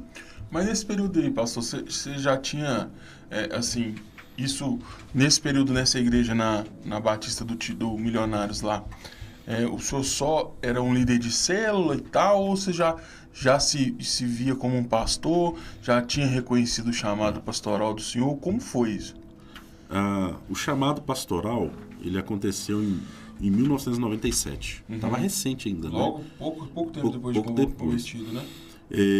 Eu estava orando e aí o Espírito Santo falou no meu coração que tinha uma missão e tinha um chamado pastoral. E isso foi confirmado depois com alguns irmãos dentro da igreja, né? Eu cheguei a falar com o pastor. O pastor virou para mim e falou assim, Deus não falou nada comigo. Se Deus não falou nada comigo, vai seguindo, pode ser que lá para frente me fale alguma coisa. Só que daí isso praticamente acabou caindo adormecido, caiu no esquecimento e eu fui fazendo a obra. Ele falou assim, não, vai fazendo a obra, né? Que não quer dizer que você foi chamado, teve o chamado pelo Espírito Santo, quer dizer que tem que acontecer agora. Ele me apresentou várias questões na Bíblia, Davi, Paulo, né? Paulo até começar, foram 10 anos para ser aceito, né? Para ser ouvido, né? E mesmo assim tinha uma certa resistência. Né? Então, Paulo fica 3 anos sendo ensinado pelo Espírito Santo, depois fica mais 7 anos em Antioquia, 10 anos no total, para começar a fazer a primeira viagem missionária. Então ele me apresentou isso tudo. Falou assim, até então eu não vejo essa questão, mas vai trabalhando, vai fazendo a obra, que negócio todo, e assim eu fiz. Né? E muitos irmãos viravam para mim e falavam assim, você tem uma postura, né, igual de um pastor. Né? E aquilo mexia, mas ao mesmo tempo eu falei assim, não é momento e tal. Só que eu tinha um contexto comigo, né, que eu comecei a me tornar uma pessoa muito prepotente, arrogante, né? E nariz em pé. É tanto assim que eu estava errado, mas eu não admitia. Né? Eu me tornei um narcisista. Né? O orgulho dominava. Demais da conta. Você não conseguia me dobrar de jeito nenhum. Eu te dobrava, mas eu não aceitava. Eu estava cometendo erros até sérios, mas estando na igreja, e ainda bati o pé que tava tudo certo. Tá tudo certo, entendeu? E eu sei, e aí eu virava para Deus, eu entrava dentro da justiça própria, né? Entendeu? Então, aí a questão toda é que eu ficava nesse pé. E aí, isso que eu vejo, hoje eu enxergo isso. E isso que me atrapalhou muito na questão do chamado. Né? Por não ter essa sensibilidade, de não ter um conhecimento, a ignorância em relação a essa questão. Tipo, nesse período, o senhor tinha um convívio assim com o pastor que ele te exortava, ele te cobrava, te pontuava essas coisas? Na verdade, eu era bem mais... eu não deixava transparecer muitas coisas, não. Você era tipo durão, né, mano? Eu não deixava transparecer determinadas coisas. Então, tipo homem mesmo, das antigas, né? Que não conta as paradas pra ninguém, que quer resolver tudo sozinho. Era só coisas mais evidentes mesmo que poderia acontecer na questão de uma fala, né? Ou de um tipo de posicionamento mesmo, tal, que ele vinha e exortava, né? Mas, tirando isso, praticamente não. Eu ficava mais na minha mesmo, procurava, eu não gostava de ser chamado a atenção. Queria me chatear e me chamar a atenção. Não aceitava de jeito nenhum. Né? Mas isso foi mudando. Né? Só que daí eu voltei para a Bíblia de novo. Voltei para a Bíblia de novo e comecei a ler de novo. A questão é que quando você lê estando dentro do pecado, a sua visão é completamente outra, né? distorcida. Né? Você começa a puxar o texto para você. Né? Então, você entra dentro de um pretexto. Bem comum da gente ver, né? De muitos, assim... eu tenho meio que vamos dizer assim... um preconceito, sabe, pastor, assim, com os pastores que só massageia, sabe? Que é o cara que fala que Deus ele vai te amar de qualquer jeito. A gente sabe que o amor de Deus é insuperável, né? Mas a justiça dele também é. Então eu acho que é por isso que eu tenho meio que um pouquinho atrás com certos coaches da internet, os pastores coaches, sabe? Que você tá precisando, você tá chateado, aí ele chega e te dá uma palavra que te massageia, que te deixa feliz, você vai embora feliz ali e pronto, né? Eu acho que o evangelho ele não é isso, sabe? A palavra de Deus, ela não é isso, né? Se você está se sentindo mal, eu acredito que vai ter uma palavra de Deus que vai te confortar, mas vai ter 5 que vai confrontar o que está fazendo o seu mal, sabe? Então eu acho que isso aí é uma das coisas que me incomoda muito em muitos pregadores aí que a gente vê pela internet, sabe? Que só prega o lado gostosinho e tal, né? Então, assim, eu acho que isso acaba gerando muita coisa disso que o senhor está falando, sabe?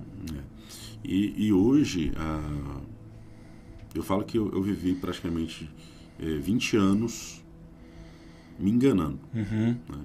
Voltei para a palavra, fiquei, no período que eu estava lá no outro ministério, eu fiquei 2 anos fora por causa de prepotência minha mesmo. Você ficou sem frequentar? Sem congregar? Sem frequentar, sem congregar. Né? Só que daí... eu levava minha esposa e minhas filhas para a igreja, levava e buscava, né? E eu mesmo voltava para casa. Eu voltava para casa, mas e não te incomodava não, pastor? Aí que tá o detalhe. Eu estava cheio de justiça própria, né, nesse período. E aí eu comecei a orar. Eu comecei, para mim, pastor estava errado, os irmãos estavam errados, a igreja estava toda errada. E eu falei assim, não, eu vou começar a buscar. Só que eu não regredi a questão ao ponto de voltar para o mundão, que negócio não. Pelo contrário, eu afundei a cara na Bíblia, né? Eu falei assim, não, eu tenho que descobrir o que está acontecendo comigo. Eu tinha algo dentro de mim, falei assim, não, tem alguma coisa E aí, dentro desse período de 2 anos, eu falo que foi um período sabático. Mas teve algum fato que desencadeou isso, pastor? Ou, tipo, aconteceu do nada assim, você foi esfriando Não foi que aconteceu do nada. As coisas foram acontecendo gradativamente. Um pouquinho porque, que hoje, tipo assim, um fato que hoje. Uma coisinha ali, outra acolá. Uhum. Aí eu fui cansando da igreja. Eu fui cansando dos irmãos, fui cansando do pastor, né? E aí entrou dentro do contexto seguinte: esse ministério não é para mim.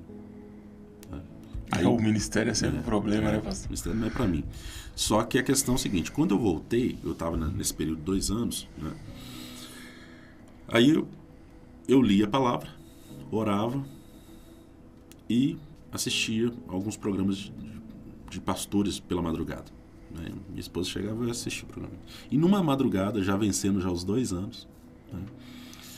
Um pastor, eu não lembro ao certo o nome dele, né? Mas o que me impactou foi a forma que ele falou.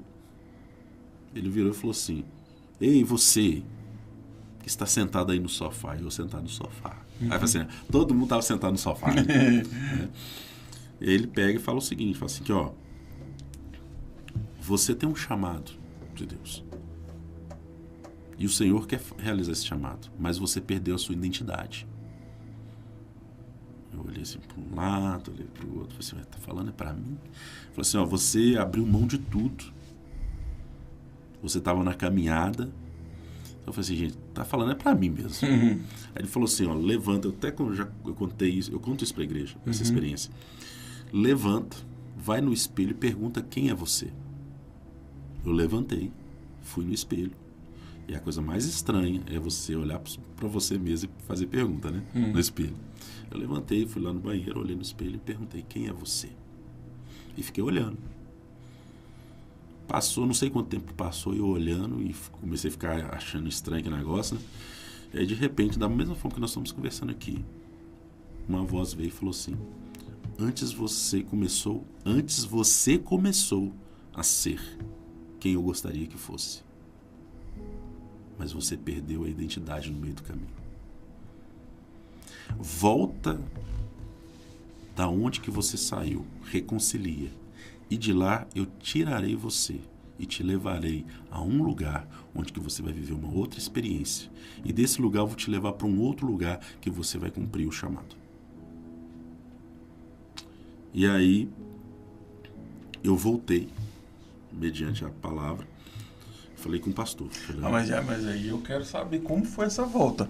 Porque o senhor falou que o senhor estava num período de orgulho extremo, narcisista e tal, e assumir isso, para um cara, para uma pessoa que é orgulhosa, você chegar num lugar e falar, olha, eu vacilei aí, queria retornar. Como foi isso pro senhor?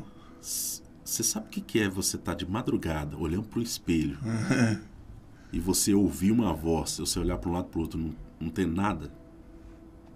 Eu falei assim, se tá falando para mim voltar, Satanás nunca me mandaria eu voltar. Aquilo me quebrou. Aquilo me quebrou e foi instantâneo. Entendeu? E eu entendi. Se tá mandando e tá falando, tá quebrando tudo o que eu penso e o que eu acho. As minhas opiniões foram jogadas por terra. E naquele momento eu comecei a refletir. Depois que eu ouvi a voz, eu me prostrei e falei, eis-me aqui. Se é para ser assim, eu farei. E ainda o Espírito Santo falou comigo assim, serão 3 anos. Você vai ter que aguardar 3 anos. Volta, reconcilia, volta a fazer o que você fazia antes. E eu voltei. Fui lá, aí você voltou para a igreja, voltou a fazer a caminhada normal, lá na igreja do Milionários, né? Aí voltei. Pastor, antes de você continuar, eu tenho que ler aqui, porque a gente já está aí caminhando para a reta final, tem umas participações aqui, ó. Dinei Motofrete, pastor Alex, o pastor que Deus enviou para cuidar do prédio Flávio Marques, amamos ele.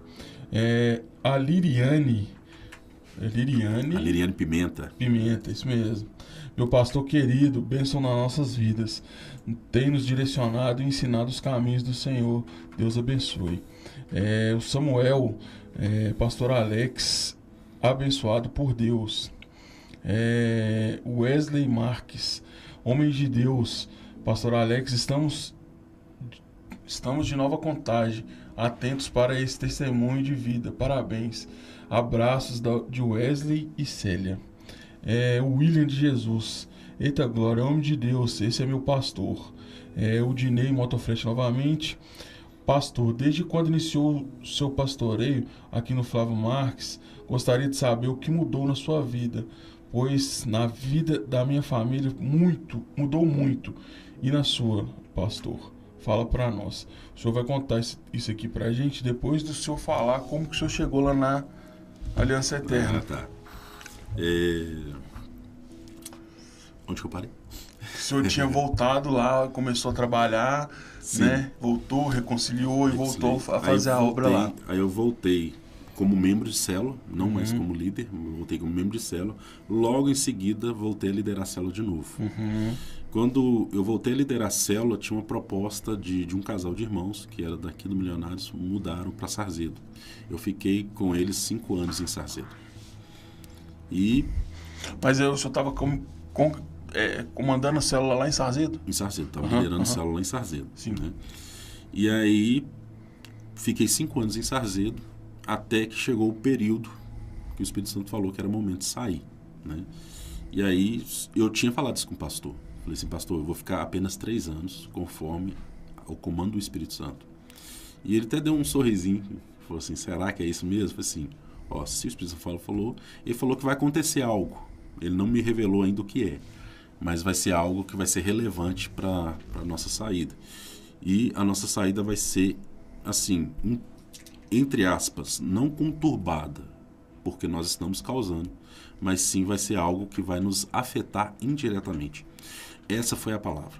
E realmente aconteceu dessa maneira, né? Isso é uma outra história, mas e quando a gente saiu, a gente foi para um outro ministério, que esse ministério em questão eu prefiro não abrir. Eu só vou falar que é um ministério ao qual o Espírito Santo nos levou. A gente ficou 5 meses antes de chegar na Aliança Eterna. Sim. Tá? Porque o que aconteceu nesse ministério, eu falo o seguinte, o problema... Mas a saída lá da Igreja Batista foi tranquila? O senhor saiu, o pastor te abençoou? Não, ou foi um pouco difícil? Foi um pouco conturbada. Foi um pouco conturbada, mas eu senti uma paz. Né? Sim. Eu senti uma paz na saída lá. E aí, a gente ficou 1 mês orando para a gente decidir e a gente foi para esse ministério. Né? Ministério grande também em Belo Horizonte. Né? E aí, a gente ficou 5 meses nesse ministério. Eu, minha esposa e minhas filhas. Para você ter ideia, o que o Espírito Santo falou comigo lá atrás, aconteceu. Eu vou te levar para um lugar que você vai viver uma experiência.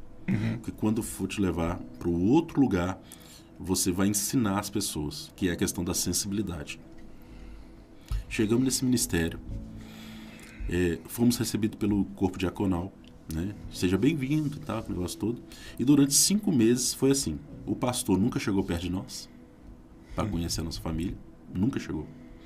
Os irmãos da igreja também não chegavam, né? E a gente tentando fazer amizade, interagir com o povo, mas nada fluía. Nada fluía. Até que quando chegou no dia do aniversário dessa igreja, né, o pastor, ele começou a falar uma série de coisas assim absurdas, referente à liderança dele, quem estava acima dele, aquele negócio todo, e falando que ia desvincular, aquele negócio, é uma coisa louca, né? Olhei para minha esposa assim, eu falei assim, acho que está na hora acho que a gente deveria ter ido para a Aliança Eterna, mas a gente ter vindo para cá, acho que agora eu entendi, né? Ela falou assim, então bom. E foi por causa disso que a gente pegou e saiu desse ministério. Mas era uma palavra, né? E era a questão da sensibilidade. Esse momento lá, imagina, né? só, você está dentro de um ministério onde que o pastor nunca chegou perto de você. Isso é loucura. Né? Isso é loucura, pastor, de verdade. E não... Ele olhava, ele passava assim de longe, né? E ele olhava, mas ele não chegava perto. Eu achava aquilo estranho. É estranho. Eu falei assim, gente, mas é muito esquisito isso. É normal o pastor chegar e cumprimentar, gente nova, né, e tal.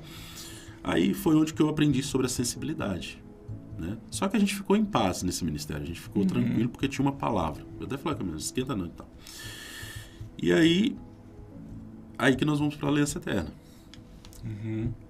Só que eu já tinha eu tinha ouvido muita coisa sobre o pastor Elton Gomes. Sim. Né? Mas seu primeiro contato foi lá na Tirol ou foi na Eu não conhecia ele ainda. Eu tinha o conhecimento do pastor Dalci, que era da Igreja Batista do Tirol, né? E eu falei assim, não, eu tô ouvindo muita coisa do pastor Elton. Você era que ano, pastor, você lembra?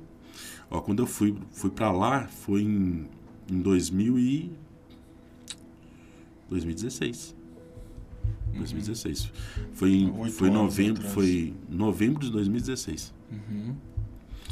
E aí eu peguei e falei assim, eu tô ouvindo muita coisa absurda do pastor Elton. Então, que loucura, hein? É traidor, tá usurpando, aquele negócio, uma série de coisas, muito louca. Aí eu falei assim, não, eu tenho que ir na pessoa que pode me falar a verdade. O pastor Dalci estava vivo ainda, né? Eu fui no pastor Dalci e sentei com ele, falei assim, eu quero participar aqui da Aliança Eterna, mas eu quero ter uma conversa com o senhor primeiro. Porque fala que o pastor Elton é isso, é aquilo, aquele negócio. Ele falou assim, filho, é o seguinte, estão falando muita coisa sobre ele. Eu e ele, nós já tivemos uma certa desavença, um contexto ministerial, mas nós já os resolvemos. Pedimos perdão um para o outro, aquele negócio todo, reconciliamos. É tanto assim que hoje é ele que está à frente. O meu tempo está chegando. Daqui a pouco eu não vou estar aqui mais. Mas eu falo para você, pode ficar em paz aqui, tranquilo, pode fazer parte desse ministério, né? E eu e falei assim, não, se o pastor Dalci, que é o pastor em questão, que seria o prejudicado da história, está me orientando, e depois eu cheguei e falei assim, eu quero observar esse pastor Elton. E essa conversa eu tive com ele. Falei assim, quero observá-lo. E fiquei 1 ano e 4 meses torcendo para ele errar. Aí você estava frequentando o Tirol. Já estava no Tirol. E eu falava assim, gente, eu quero... Esse homem vai errar. Ele vai falar alguma coisa... Aí você embarcou numa treta errada do pastor. E aí eu fui para lá, e eu ficava assim, ele vai errar. Falava com a minha esposa, ele vai errar. Ele vai vacilar. E o homem não vacilava, rapaz. O homem não vacilava. E aí chegou 1 ano e 4 meses depois, nessa luta, né? Nessa resistência toda. Eu falei assim, não, se tiver alguma coisa de errado nele, se ele realmente for isso tudo que o pessoal tá falando mal dele e tal, eu vou ver. E orava. Falava assim, o Espírito Santo me mostra algo de errado e tal. E aí o tempo foi passando. 1 ano e 4 meses depois, numa ministração, pastor Elton ministrando, estava lá sentado na galeria, eu ficava sempre na galeria. Aí, ele ministrando, no meio da ministração, ele aponta para a galeria e falou assim, basta, o Espírito Santo te chama para viver o propósito de Deus. Ô rapaz, aquele dedo foi apontado para minha cara. E aí eu olhei para minha esposa e falei assim, na hora que eu olhei para ela, o Espírito Santo falou comigo assim, basta, você entendeu? É momento de começar a cumprir o chamado. E aí eu falei com a minha esposa, falei assim, eu vou conversar com ele. Eu vou lá primeiro, vou conversar com ele. E depois com certeza ele vai te chamar para conversar. E ela tava meio resistente. Não vou não e tal, vai só você e tal.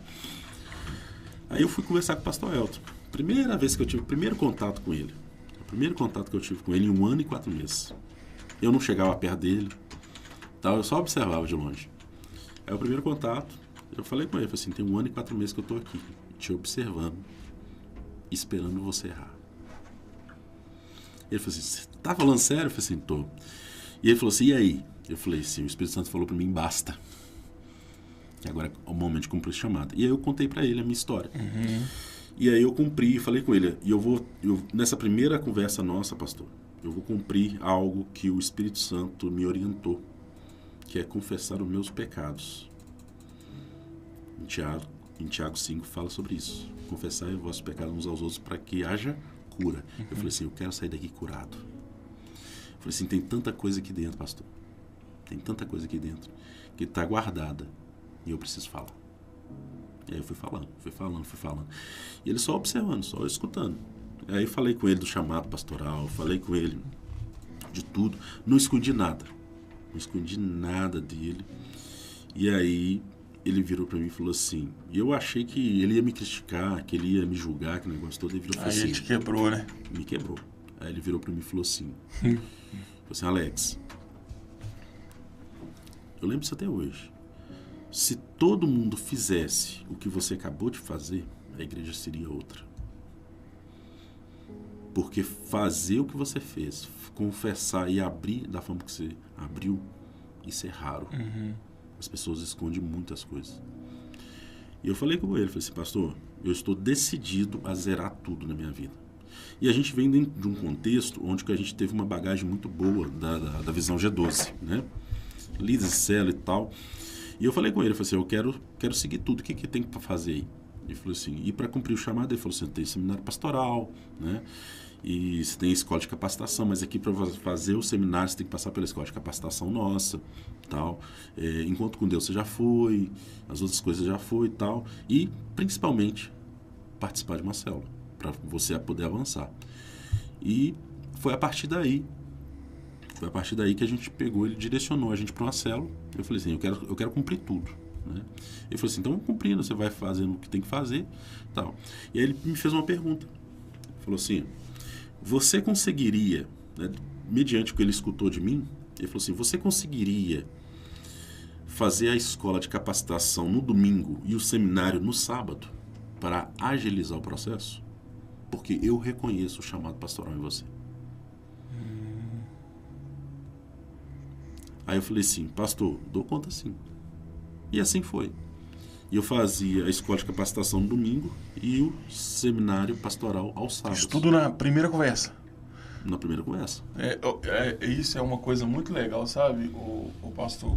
Que assim, a gente aqui, aqui, né, na nossa casa aqui, a Deus Conosco, tem o pastor Gilson, né? E o pastor Gilson é um cara excepcional, né? Se eu for aqui falar sobre ele, é um programa inteiro só falando, né? Porque é um cara que me abraçou, me cuidou, né? E tudo. E ele sempre deu essa oportunidade aí, sabe? De aprender, de estudar, de, né, desenvolver e tudo mais. Eu acho que ele também tem uma aliança muito forte com o Pastor Elton, né? É uma casa que é bem próxima da gente aqui.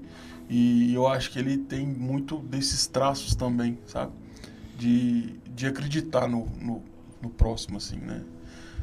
E é um cara que não... Da mesma forma que eu vejo o Pastor Elton, é um cara que eu não vejo ele como muita meia conversa, não, sabe? Aquilo que ele tem que te falar, ele chega, conversa com você ali mesmo e já resolve, pronto, acabou, vão embora ou não vão, e pronto. Né? Eu acho que isso foi uma bênção na vida do senhor, né? Que o senhor estava vindo de um período que o senhor estava, entre aspas, assim, vamos dizer, parado, né? Sim. E aí ali já deu um start e já foi sem parar, né? Foi. E foi algo assim muito, muito bacana, porque eu iniciei o seminário no ano de 2018. Né? Iniciei em 2018 e aí a gente vem com a escola de capacitação junto. Minha esposa fez a escola de capacitação junto, mas não fez o seminário junto comigo. Ela vai fazer o seminário um ano depois. Né? E aí quando ele fala assim comigo, você vai fazer isso e nós vamos ter outras conversas. Eu preciso alinhar algumas questões com você. Eu preciso ver como que está seu desenvolvimento. Eu preciso acompanhar mais de perto como que vai ser esse processo. Né? E ali a gente começa o processo. E sempre tendo aquelas reuniões periódicas. Né? É o discipulado, né, que você falou. E ele perguntava, e aí, como que tá? O que você está achando? Eu falei assim, pastor, tá benção demais. Está mudando completamente a minha mentalidade referente à palavra de Deus, mediante uma vida com Deus, né? Tal. E eu cheguei na Aliança Eterna para zerar e começar de novo. Por isso que eu falo que durante 20 anos eu era um crente meia boca. E eu passo a ser um crente mais focado e centrado a partir desse momento. desses 8 anos para cá. Né? Então, a gente vem dentro de uma pegada, né, ao qual a gente foi renunciando muita coisa nas nossas vidas. Né? Renunciando totalmente a questão das músicas seculares, né, que é uma coisa que eu bato muito, né, porque eu sou muito voltado para a questão da música. E eu sei a influência que a música ela tem na gente. Sim. Tem gente que não está nem aí, né? Mas fala assim, não tem nada a ver, né? Tudo bem, se não tem nada a ver para você, para mim está fazendo muita diferença, né? Então, esse não tem nada a ver é o que não te leva a avançar, né? E quando eu falo avançar, eu te pergunto, você tem alegria plena? Porque eu falo, a minha pergunta para todos. Porque a alegria plena é quando você está totalmente entregue ao Senhor, né? E é o que eu estou fazendo hoje. O Espírito Santo me pediu mais uma coisa para me entregar, né? É uma outra questão que eu tenho que renunciar. Então, a gente está dentro dessa pegada. Então, eu já venho dentro do contexto levando a minha família a isso também, né? Lógico, a gente entende que é um processo. A gente entende que é um processo e que, às vezes, é delongado. Só que você tem que querer. Você tem que ansiar por isso, né? Se você quiser viver qual seja a boa, perfeita e agradar à vontade de Deus, você vai ter muita renúncia. Com certeza absoluta. E para você alcançar uma paz plena, tem que haver renúncia, senão não tem. Então, a partir daí, a parte de seminário mesmo, foi assim, coisa tremenda, né? Porque aí você vai aprendendo muita coisa. Aí acabou o seminário. Como é que foi? Quando o seminário ele encerra em 2019, né? Passei com notas muito boas. Aí a Aliança Eterna ela tem um projeto que é o projeto de expansão, né? de plantação de igrejas e tal. E esse projeto levanta homens e mulheres, né? Casais principalmente, para pastorear, né? Então é um período ao qual eu falei assim, o que precisa agora, pastor? Ele falou assim, vou te colocar no projeto. E chamou a gente para essa conversa e tal. Isso foi, acho que foi em setembro ou outubro de 2019. A gente participou, ele explicou a situação, como que era e tal, apresentou quem seriam os candidatos, né, e tal, a gente apresentou a gente. E aí, quando foi em 2019, foi novembro de 2019, ele me chamou para uma conversa. Ele falou assim, pastor não, Alex, tem uma igreja nossa em Sarzedo, um prédio nosso em Sarzedo, que a gente vai precisar mandar alguém para lá, né? Você conhece Sarzedo? Eu expliquei. Eu tinha ficado lá 5 anos, né? E tal, que negócio todo. Ele falou assim, só que eu vou te pedir para você aguardar, porque tem um pastor que está em outra cidade. Se realmente ele for vir para cá, ele vai para Sarzedo. Se não, eu vou te enviar para Sarzedo. Você tem algum problema de mudar para Sarzedo? Eu falei assim, nenhum. Se for necessário, eu mudo para Sarzedo. Ele falou assim, então bacana, então você aguarda e tal. Só que daí, o pastor Renatinho, que é o pastor Renato, né? Ele voltou e ele já tinha participado da igreja de Sarzedo. Já tinha um conhecimento de lá. E aí, conheci os membros, aquele negócio todo, então juntou o útil ao agradável. Sim. Né?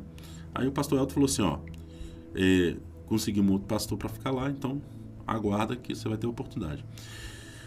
Não passou, acho que não chegou a passar nem um mês, ele me chamou de novo. Flávio Marques foi algo assim, eu creio que foi algo de Deus. Por quê? 6 meses antes, né, eu iniciei a escola de capacitação.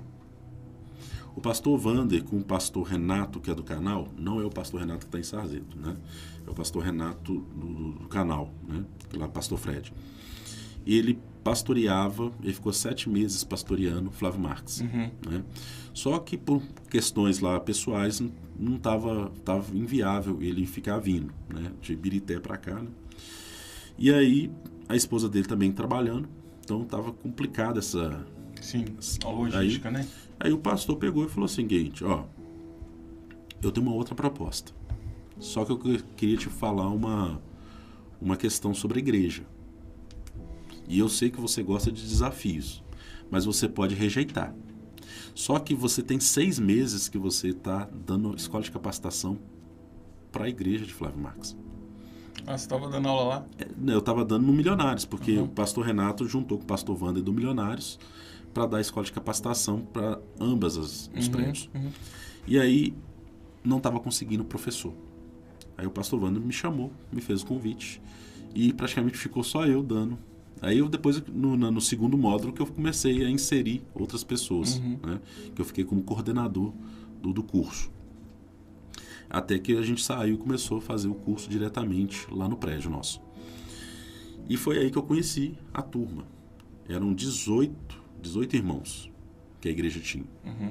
E o pastor Elton pegou e me chamou junto com o coordenador e falou o seguinte, ó, esse prédio, a Rede Aliança está pensando em fechá-lo.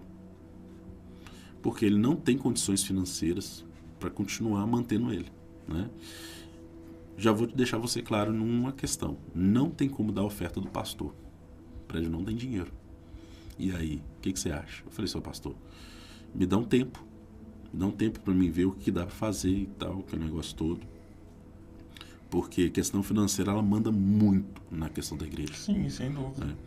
E aí tem gente que fala, não, é só questão, não é só questão de fé. A questão financeira manda muito. E aí, eu comecei... Ele falou assim, ó, vai visitando, você não precisa vir aqui mais no Tirol, a gente vai fazer o culto de envio, aí depois você vai ser recebido lá, pastor Fred vai lá para fazer a sua posse na igreja e tal. E nisso, a gente tava como obreiros, né? E aí pegou, a gente assumiu o prédio no dia 6 de fevereiro de 2020. Aí brotou a pandemia. Um mês depois vem a pandemia, fechando o prédio, né? E aí, na primeira semana lá, em Flávio Marques... Mas, para você assumir lá, já veio a sua consagração pastoral? Ou foi um pouco depois? Não. A consagração pastoral, você tem, dentro da aliança, você tem que estar dentro de um período, no mínimo, de 2 anos. 2 anos como obreiro, né? Dentro ali do prédio. Você é avaliado, observado, né? Entendi. E para ser obreiro também, você tem que ser indicado. Né? Sem indicação, você não chega a ser obreiro. Então, outros pastores têm que indicar. Né? Entendi. E uma das regras é fazer o seminário pastoral. Né? Então, eu já tinha cumprido o requisito, tinha sido indicado, o negócio todo, tinha esse respaldo. E aí a gente foi para lá. Assumimos em 6 de fevereiro de 2020, um mês depois, pandemia, fechamento das portas. E como é que foi esse período pro senhor, pastor? Foi um negocinho delicado, mas antes de chegar na pandemia, só rapidamente aqui, na primeira semana, na primeira para a segunda semana, eu queria voltar pro Tirol. Era problema demais, muito problema, né? Os membros de Flávio Marques, eles podem confirmar isso, era muito problema, né? O caixa da igreja, pra você ter ideia, um aluguel de R$1.100, nós tínhamos 4 dizimistas. Que isso? Dá para entender a dimensão agora? E quando a gente pegou, tinha pouco menos de R$500 em caixa. Entendeu? E era assim, uma coisa muito louca, né? E aí eu fui olhar a questão financeira, eu desesperei. Não dava, né? Falei assim, nossa, meu pai do céu. E naquela segunda semana, eu sentei na minha cama, minha esposa dormindo, eu virei de madrugada, tá desesperado. Falei assim, pai, o que eu arranjei pra minha vida? Eu quero voltar pro Tirol. Eu comecei a orar, falei assim, Senhor, mas por que o Senhor me trouxe aqui pra cá? Por que o Senhor deu essa oportunidade? E aí, o Espírito Santo falou algo comigo. Falou assim, não te preocupes, a obra não é tua, é minha. Levantei de manhã todo animado. E aí tinha um jovem que ia ministrar no culto, no sábado. E aí tinha alguns irmãos até que virou e falou assim, pastor, não... É só que esse jovem é da igreja pentecostal. Eu falei assim, qual que é o problema? Né? Vamos deixar ele vir ministrar sim. Não tem problema, eu não vou quebrar essa agenda que era do outro pastor. Rapaz, imagina que ministração bacana desse jovem. Eu fiquei apaixonado com a ministração, né? E eu falei assim, esse é pentecostal de verdade, né? Não é aquelas coisas loucas, né? E eu bato nesses negócios loucos, tá? E aí, ele pegou, estava quase finalizando a ministração dele, ele apontou para mim, pastor, de pé, por favor. Eu levantei, estende a mão assim. O Senhor manda te dizer, e olha que eu sou pé atrás com esse negócio. Eu sou pé atrás com esse negócio. O Senhor manda te dizer que essa semana que passou, o Senhor se assentou pela madrugada na sua cama. E o Espírito Santo te falou que a obra não é sua, é do Senhor. E Ele manda te confirmar que a obra não é sua, é dEle. E vai dar tudo certo. Só não saia da linha que você está trabalhando. E é a linha que eu mantenho até hoje. Entendeu? E aí ele falou que me daria estratégias. Aí começou profetizando várias coisas. Aí falou que depois eu ia para as nações e tal. Eu subi.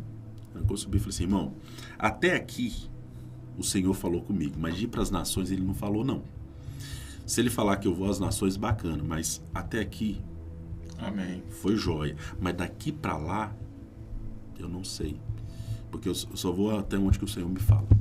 Né? Se tem essa questão das nações, eu recebo. Sim. Mas vão ficar só até aqui. E aí, nisso, foi me dando estratégias. Aí eu convidei irmãos em Cristo para ofertar em Flávio Marques. E aí eles foram ofertando. Aí foi aparecendo pessoas dizimando, que nem era parte da igreja. Dizimaram, e foi onde que a gente começou a caminhar. E nisso a gente, graças a Deus, a gente nunca buscou recurso na Rede Aliança para pagar aluguel, resolver essas questões. Que bênção, né? Então, um prédio que está caminhando exatamente. Por conta própria, né? Isso é legal então demais. A gente, eu falo o seguinte, não é questão de orgulho, mas é uma questão que a gente tem que levar a comunidade, a comunidade a entender se envolveu, isso. Então eu falo assim, ó, ser igreja tem que ser todo mundo. Né? É a casa do Pai, né? A gente já está aí com o tempo estourado, pastor Alex. Mas é o seguinte, eu vou deixar para o senhor aqui, o senhor responde aquela pergunta do Dinei. O que mudou na vida do senhor depois que o senhor assumiu lá o Flávio Marques? Eu falo que praticamente a vida nossa ela mudou por completo, né? Foi assim, a gente sai do Tirol, vai para lá, e a gente passa a ter mais empatia. A gente começa a entender mais a realidade do povo. Porque enquanto você não pastoreia, você não entende isso. Né? E quando você começa a conhecer a história, automaticamente você se vê na vida de muitos ali. Né? Então a empatia foi algo assim fantástico que aconteceu na minha vida. E alguns já aconteceu várias vezes, das pessoas virarem e falar assim, por que você tem tanta paciência, né, com determinadas pessoas? Eu falo assim, é porque Jesus ainda não voltou. Então, a empatia foi algo assim que foi fantástico na minha vida em relação a Flávio Marques. Né? Porque antes eu não tinha empatia, não. Pensam demais. Pastor, eu vou passar uns avisos aqui e aí depois eu volto a palavra para o senhor deixar uma mensagem para o pessoal. Então, a gente tem hoje, como eu disse no início do podcast, Noite da Família, a partir das 18 horas. 18 horas.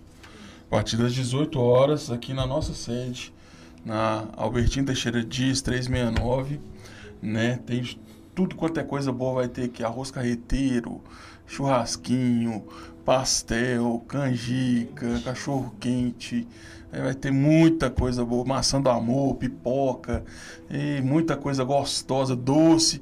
Tem um doce que vem lá da terra do pastor, que eu vou te contar, viu? Coisa boa. Coisa boa, viu? Coisa boa. Espero você aqui, traga você, sua família, convide um amigo, vai ser muito bem recebido aqui.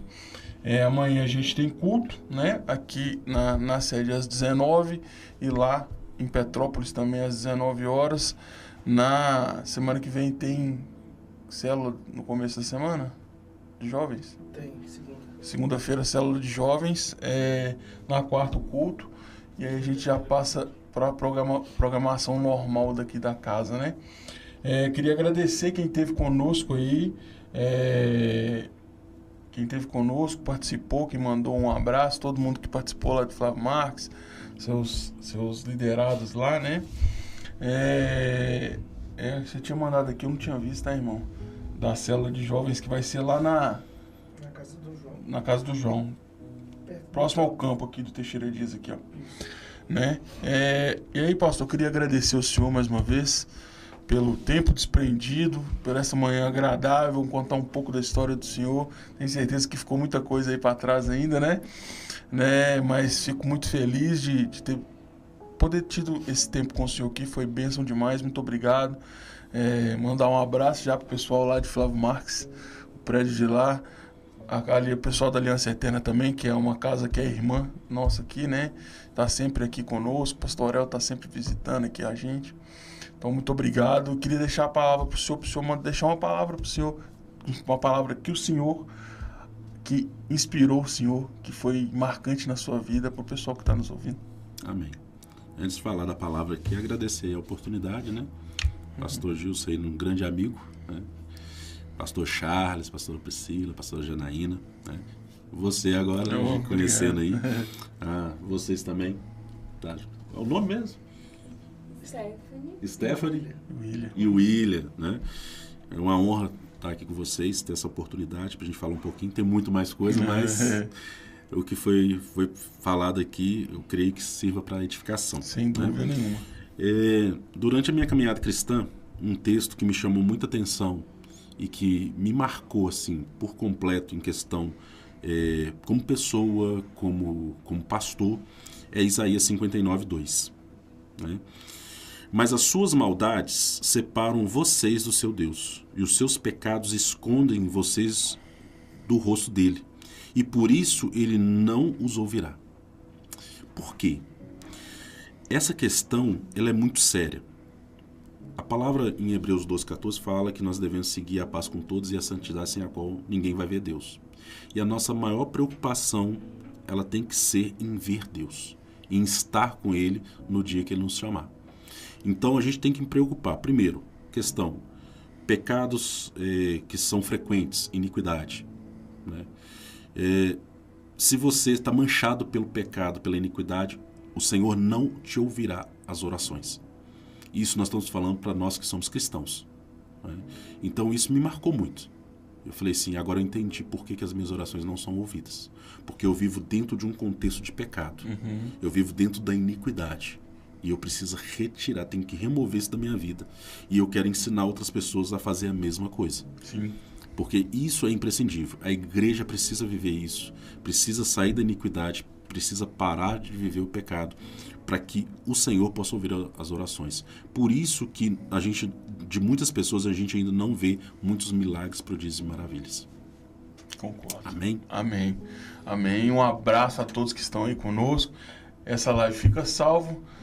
Você dá o seu joinha aí, deixa o like, compartilha, se inscreva no canal, que isso é bênção para nós. E a gente não é por conta de números não, viu, gente? É porque quando você dá o like aí, quando você compartilha, você se inscreve, o YouTube, ele entende que aquele vídeo ali, ele pode mandar para mais pessoas. Então, mais pessoas vão ver esses vídeos. Então, compartilha aí, manda no grupo da família. Eu tenho certeza que vai edificar a vida de alguém. Agradecido mais uma vez por todos que acompanharam. Um grande abraço, até o próximo Pod Bless. Em nome de Jesus, fiquem com Deus. Tchau, tchau.